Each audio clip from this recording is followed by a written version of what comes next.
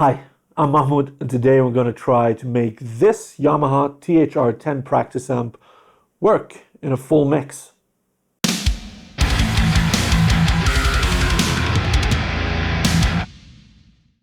Now, I've had this amp for quite a while, and I always thought it sounded pretty damn good for a practice amp. Then I thought to myself, could one get away with this amp in a full mix? I'm talking drums, bass, guitar, lead guitar, and vocals in a full professional sounding mix. Since this amp simulates a full signal chain including the cab and mic, miking it with an actual cab is not an option, unfortunately. Instead, I will be reamping the guitars and use the headphone output here as a direct out into my DI box. Let's jump into Cubase and check it out. Let me just quickly show you what I used to reamp the guitars. These are the DI tracks.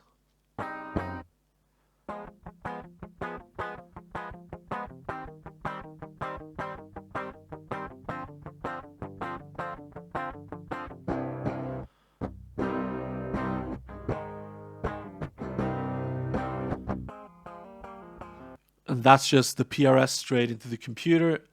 I used these two performances for left and right, both on the Yamaha as well as the Friedman JJ. I used the same exact post-equalizing chains, post-production chains, on both guitars.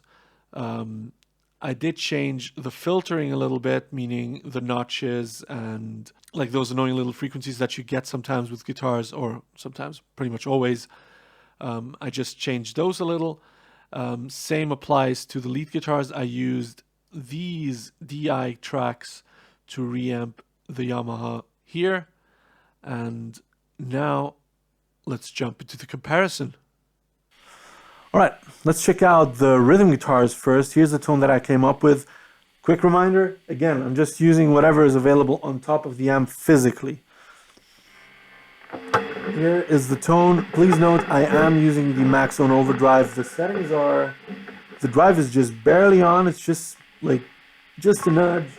The level is past halfway, and the tone is just before halfway. Here's how it sounds.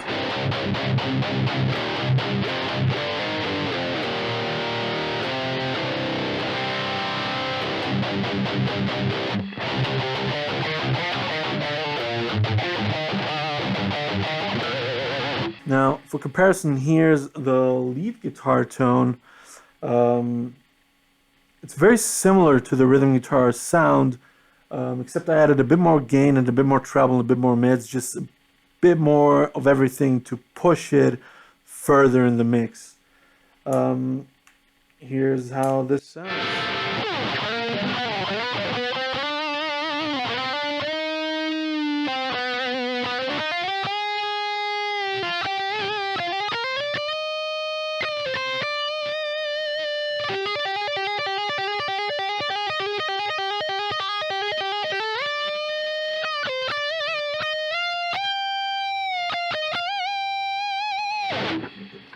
It's a fairly cool tone, I think.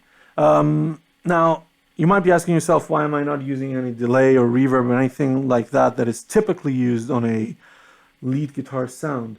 The reason is, even if it was a full rig that I would be using, I would not record the delay and reverb because I would pretty much always use the delays and reverbs that are within the DAW. The reason for that is not because the delays or anything or any other effects sound bad, it's just about control.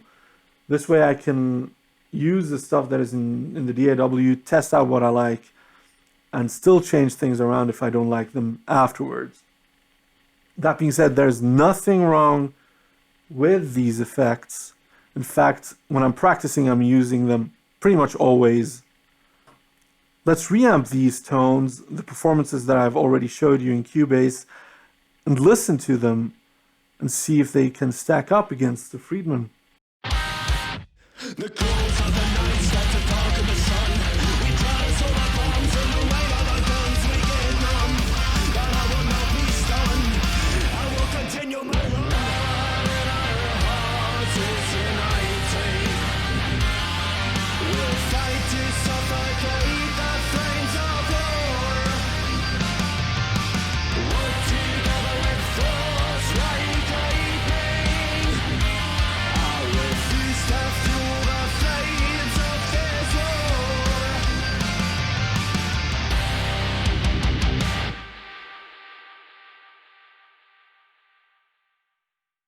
Let's check out the guitars soloed by themselves without the mix distracting you.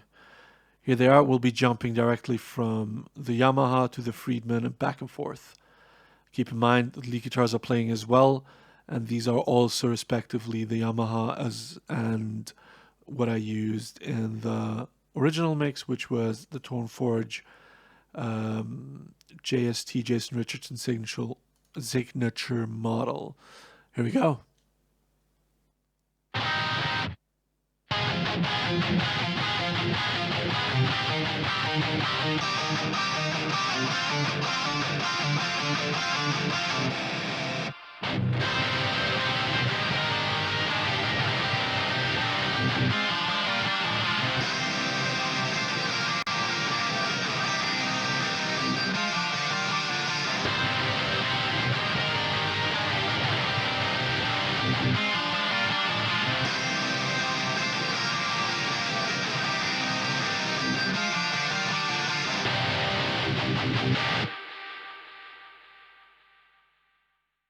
All right, that was it. What did you think? Did you like the tones that I got out of this little thing? Did you think it worked in a mix? Would you even prefer this over the original tones that I got with the Friedman? Leave a comment down below and share your thoughts with me. I'd love to talk about tone. That being said, I think it's fairly usable. I was surprised with the sounds that I got, but it did take some fiddling around with it, and it is quite noisy when you turn it up. Would I use this over the Friedman? Probably not. I do like the sound of the Friedman a lot, and I don't think I can get that much out of it without diving deeper into it and hooking it up to a computer. And at that point, I might as well just use my own stuff that I already use in the studio anyway. That being said, if I had no other option, yeah, it would totally work in a mix. It sounds just fine. It didn't even take that much post-processing considering it's just a little practice amp. It's a great tool, and for practicing, it works just fine. I also want to thank my friend Backbone for letting me use his song and his performances on this production. He was kind enough to let me use this, even though the song is not out yet. Thank you so much, Backbone. Go check out his music. The link is in the description. With that being said, I have been Mahmoud. This was a lot of fun. And if you'd like me to test out more gear like this and see if we can make it work in a mix, let me know. Thank you so much for watching, and I'll see you next time.